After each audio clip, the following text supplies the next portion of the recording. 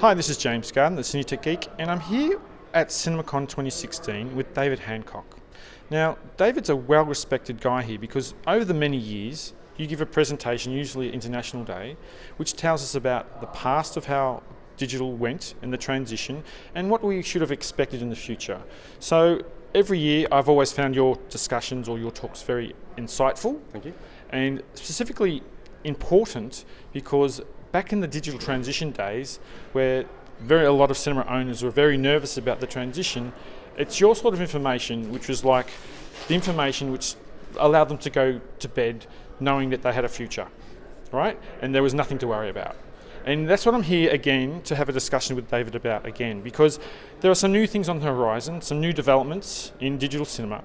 And there's a few things that we need to get out there so that the exhibitors understand that there's nothing to worry about. Yes, there will be change, but there will be change that'll be something that we can deal with on an ongoing and corporate basis. And let's talk about first is, today is very much the year of laser. Pretty much every vendor has a laser offering, laser phosphor or primary laser system. And there's a few people talking about, well, what does that mean for Xeon? Will Xeon lamps go away? How do we deal with that? Is there another transition in place? Now, there isn't, but let's talk to David and he can tell us why, in a very clear and concise way, why that's the case.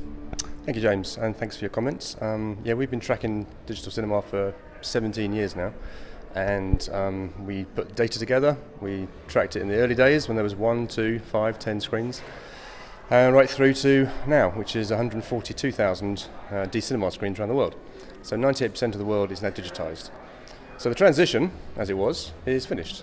The transition was there. It was financed by the studios, mainly, part financed by the studios, mainly because they were the short-term beneficiaries. So they saved on print savings, about $1.5 billion a year. They were spending on prints. So security in prints drove the initial reason to go digital. Right. At that point, the VPF was conceived as a way to finance it, but also to keep the 35mm model in place, which people knew and understood, for a transition to digital. That's right. So the key word here, and we keep saying, is transition. Okay, there is a reason why they did it, and it was done once. Digital means you are now in part of a digital media economy. What's going to happen now, and what's happened with laser and with all the other technologies that are out there, is not a transition. It'll be a migration from one lamp source to another source. This particular source happens to be from Xenon to laser. Now, we're not actually sure at the moment that laser will take over entirely. No one really knows the future. But laser certainly this year has made a big splash at CinemaCon. Last year it was all in theoretical phase. Now we're selling. Well, I'm not, but people are selling them. There's over 130 primary laser systems installed in cinemas in the world now, and that doesn't include laser phosphor. So you had a transition, which is a one-time only transition from 35mm to digital. Okay, and that was seen as a major shift of a whole industry in one way. It was a managed process. It was managed by the DCI standardization process, and it was managed by studios, but also then by integrators, people like Arts Alliance and CineDime. They managed the process from one to another. That won't happen with laser. It's not a managed process. No one's saying you have to do this or you die, or we're all going digital, so if you don't go digital, you won't get 35mm prints. That's a very important message to put forward there. I agree. Take that on board very much. This isn't like a do it or die situation. Yeah. This is a situation where you can do it when it is the right time for you to do it. Yeah, essentially that time will be, and this is why it's a very different thing actually, the time will be when you need to replace your projector. Now, there are two reasons to do that. Okay, one is because you need to. The projector is either out of warranty or it's at end of lifetime. Mm-hmm. Second is you want to replace the projector because you want something newer and brighter and shinier and better, frankly. So it'll be up to you. There'll be there might be two different reasons for doing it, but it'll be your choice to do it when you need to replace it. That's right. So I think the point is, because we're now in a digital world, okay, you have like all other industries, you'll have an IT, sort of a rolling IT replacement system. That's right.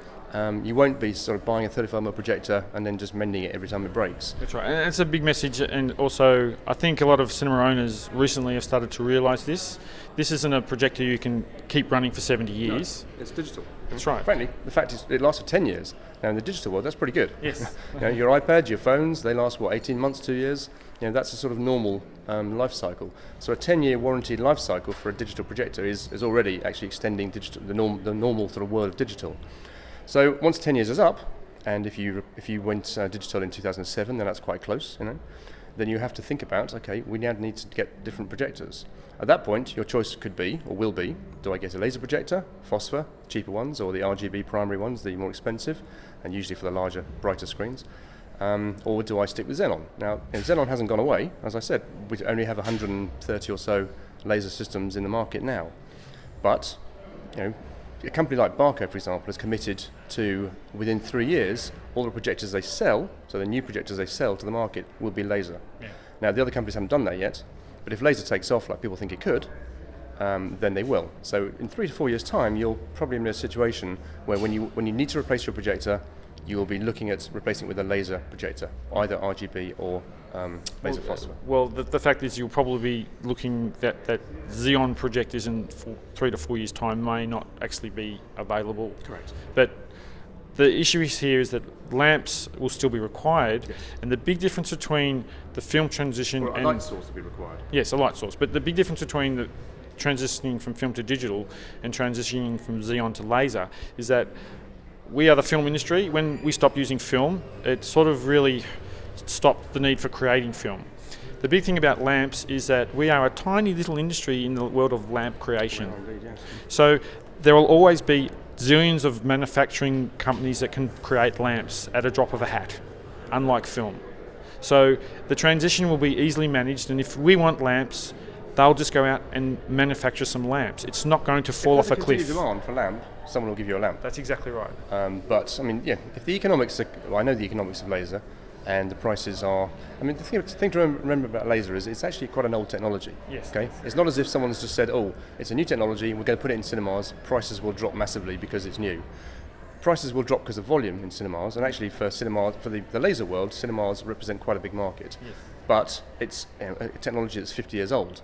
So they've had a lot of experience doing that already. So it's already got to a point where the technology is secure. It's reasonably mature is what you're saying. It's mature, yes, exactly. It's mature technology, but that also applies to the price. So we're not going to see massive drops in price of laser. So at the high end, I think it will drop a bit. But a laser phosphor projector now, for example, which are for the smaller screens really, 12 to 13 meters up to, and they increase your 3D, for example. You can get to 6 foot lamberts on 3D instead of 3.5, which is 35 Xenon lamp. There are material benefits to them, and they don't cost that much more than the digital cinema projector does now. That's right. So you're sort of replacing like for like. So it's not a question of a transition to laser. I see it as a migration of one source of light to another source of light, and it's not a managed transition in any way. Well, that's the message I wanted to do with David today. But there's one other topic, and this is a little bit of a hairy-fairy topic, and it's a very early days. And I just wanted to put out there's a lot of talk of high dynamic range. Can I make one more point, James, yes, actually? Because I think there's a point I should make and I didn't make. The first time round, the VPF financed digital transition because there was a reason for that. The exhibitors frankly couldn't afford that themselves and didn't understand at that point, 2005, how that would happen. So the VPF was constructed. There won't be a second VPF. Yes. Okay? There is no plan. I asked the studios from the beginning of this process, from 2006 onwards, is there a second install in 10 years' time? No, there isn't. Why not? Well, this is a transition, a one-time only transition. After that, it's not a transition anymore. It's just a replacement of projectors. That's up to the exhibitor at that point. So I think if people are expecting any sort of help from distribution to finance replacement projectors, they're going to be sorely disappointed. Yes, I agree completely, and that's a big important message that this industry as exhibitors who hopefully watch a lot of my videos will take from what we are learning here at CinemaCon in 2016. So thank you very much for that topic, David.